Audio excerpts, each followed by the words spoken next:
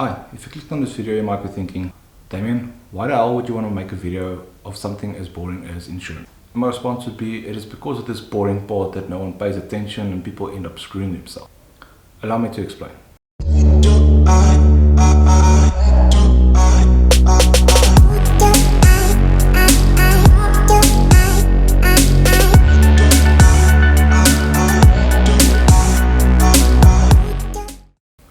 What's up guys, I'm Damien and welcome to another video on this channel.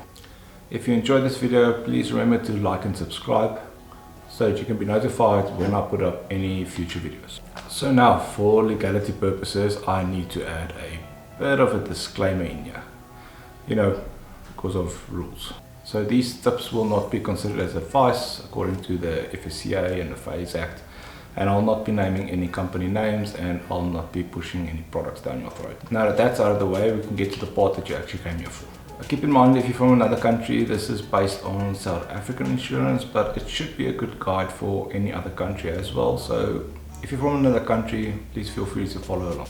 So although wildlife and landscape photography and documentary is my passion, I'm not doing this full-time yet, so I do have a day job. Now in this day job, I'm actually a specialist for short-term insurance for the past 10 years. Yes, that long. But the reason I'm making this video is because I see a pattern on a daily basis. And this is because clients do not read their policy or make sure that they understand it correctly. So I want to try and help. So yes, tip 1 will be to read your damn policy. Not only the 2-page schedule that you get where you see what you pay monthly. That's not going to help you. You need to actually read the document. And yes, I mean always read the document. Always. Not some ways.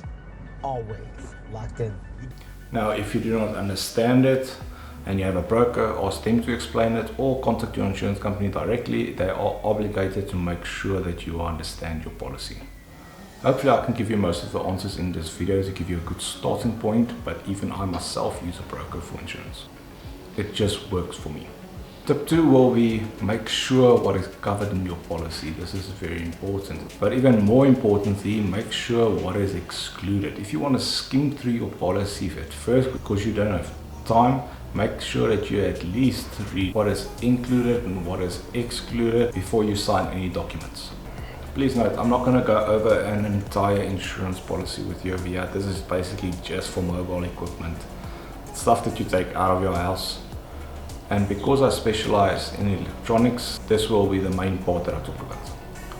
Tip 3 will be to have a look at the excess on your policy. Now this does not only apply to your portable electronics, but it also applies to your house if you have one on your policy, your motor vehicle, and the contents, all the items that are inside of your house.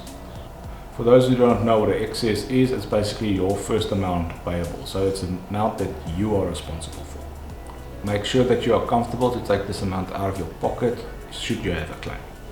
Now on my personal policy, I try to buy back the excess as much as I can, just so that I know that when a claim arises, that I'll only have to take out a small amount out of pocket, or most of the times nothing. Pro tip over here, it is inevitable that another insurance company will contact you to try and offer you a better premium on your insurance. And they normally do, which is great. But this saving normally comes from increasing your excess so they can offer you a low premium. Now they normally increase this by 5 to 10,000 Rand and they offer you a saving of around 500 Rand a month. And if you are comfortable to pay that amount, should you have a claim, more power to you. But just look out for this. Now tip 4 to 6 is where most people screw themselves. Tip 4 is to specify your portable items on an all-risk basis. And this includes everything from cameras to lenses to tripods, microphones, SD cards, CF Express cards, laptops, tablets, cell phones. You get where I'm going with this. Basically anything that is portable, whether you take it out of the house every single day or once every 2 months. Now most people will think that if your house is ransacked, that the insurance will cover every single item, right? No, not right. Your policy wording will normally say that any item that can be insured more specifically must be insured in this manner, which is on an all-risk basis. If it's not insured in this manner, they will not cover it. Now keep in mind that some companies do give a bit of leeway on this, but I would rather be safe than sorry. You also do get asset all risk policies, which is where tip 4 will not be applicable. This just means it's a policy where the items are insured at any risk, subject to the conditions in your policy, so you are not getting away from reading that policy. However, whether you have a policy like this or not, tip 5 will definitely apply. And tip 5 is make sure that you're insured for the correct amount. Now this amount will be the current replacement price of this item as of today.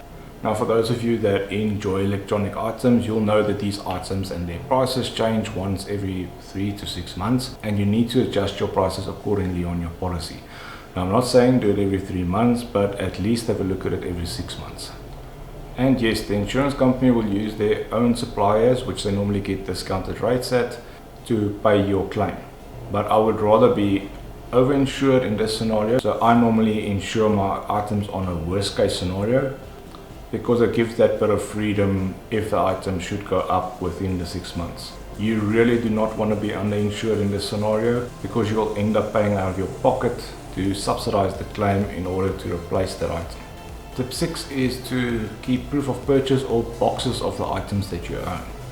Now what I do in this scenario is when I come home after purchasing the item is I take a photo of the purchase slip and a couple of angles of the boxes, or if the item didn't come in a box, just a couple of photos of the item, and my phone will automatically upload the items to OneDrive. This way I know that everything is safe and I don't have to worry about it any further. Now, even if you specify an item on your policy, when it comes time for a claim, let's hope you do not have to go through that, but the claims department will ask you for proof of the item. Once again, your policy will normally state that you need to prove your claim. Now this will include proof of purchase. Now if the item is damaged, you don't have to worry about this. As long as you have a detailed damage report, everything should be fine. Tip 7, which I do see a lot, is if you should bundle your items together. An example is cameras and lenses, or laptops and accessories. You still need to make sure that you include all of the items with their correct amounts in the total of this insured amount. So make sure that you add every single item in that bundle together, and that your main amount includes the entire sum of everything. Then last but not least, tip 8.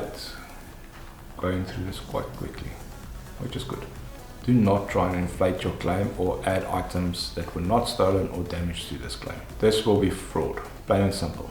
If you get caught, you can spend up to 6 months in jail, and you can forget about a financial institution ever wanting to help you again. Now the financial sector is very wide, so this will include credit cards, home loans, vehicle finance, and so on. So just do not do it. Honesty in this case is the best policy. I hope this was helpful. I try to keep it as short as possible, and I think I achieved that. There's obviously a lot more detail that goes into insurance, but that's a story for another day. If you do have any questions, please put them in the comments below, and don't forget to like and subscribe. Thank you for watching, and I'll see you in the next video. Cheers! So this is the top of videos that your brain comes up with early in the morning. Great. You really have to cut your grass now.